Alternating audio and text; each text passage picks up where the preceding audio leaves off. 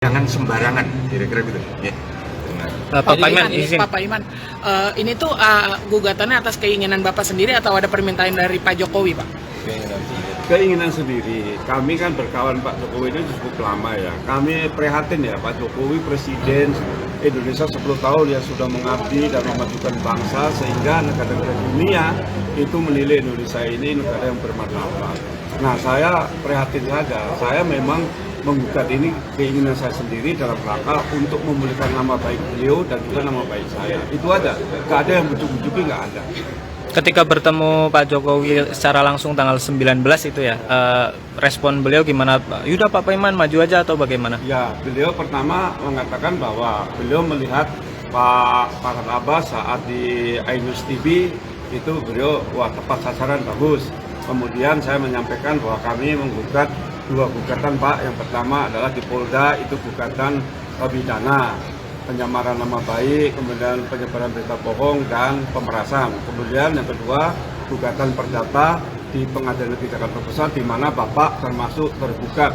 Ya, turut tergugat, ya tidak apa-apa karena ini demi pemulihan nama baik kita gitu. Itu beliau mendengarkan sendiri karena kami diskusi ya di dalam meja ruangan Pak Jokowi itu. Kami berempat, kami bertiga, saya, Dr. Farhad Abbas dan Pak Haji Darmisal saat itu di rumah oleh Pak Jokowi ngobrol sampai 1 jam. Sedikit saya tambahkan ya, Pak Jokowi itu jelas loh, kok orang saya udah pensiun begini kok masih mempersoalkan beliau gitu. Nah, tadi saya memberi contoh, ketika pengacara datang, Pak Profesor Pak Iman kan diminta sama hakim KTP dengan surat advokat. Nah, ketika hakim mengatakan ini udah asli, ada surat berita acara sumpah, yang misalnya nggak bawa asli silakan balik lagi. Nah, sekarang UGM sudah menyatakan itu asli, mereka masih ngeyel gitu, masih menggunakan cara metode mereka untuk menentukan itu palsu. Nah, makanya mereka jadi tersangka nantinya dan dinaikkan ke penyidikan. Tidak mungkin kepolisian akan melakukan penyidikan kalau tidak ada bukti atau unsur yang akan terpenuhi, kan kira-kira seperti itu.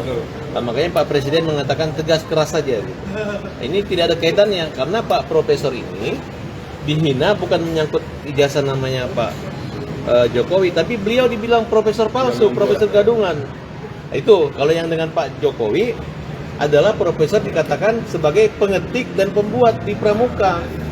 Sedangkan ijazah aja nggak dibilang palsu, kok beliau yang mengetik dan membuat, itu yang profesor persoalkan tadi. Ya. Nah, silakan Prof.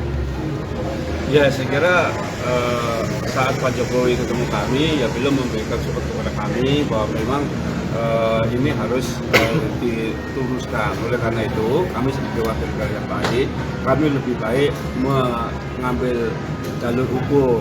Kami ini khawatir karena kami ini kan punya relawan sebelum Jokowi itu hampir 3 juta lebih ya. Mereka kan sudah turun ke jalan, tangkap Roy Suryo. Nah, kami tidak ingin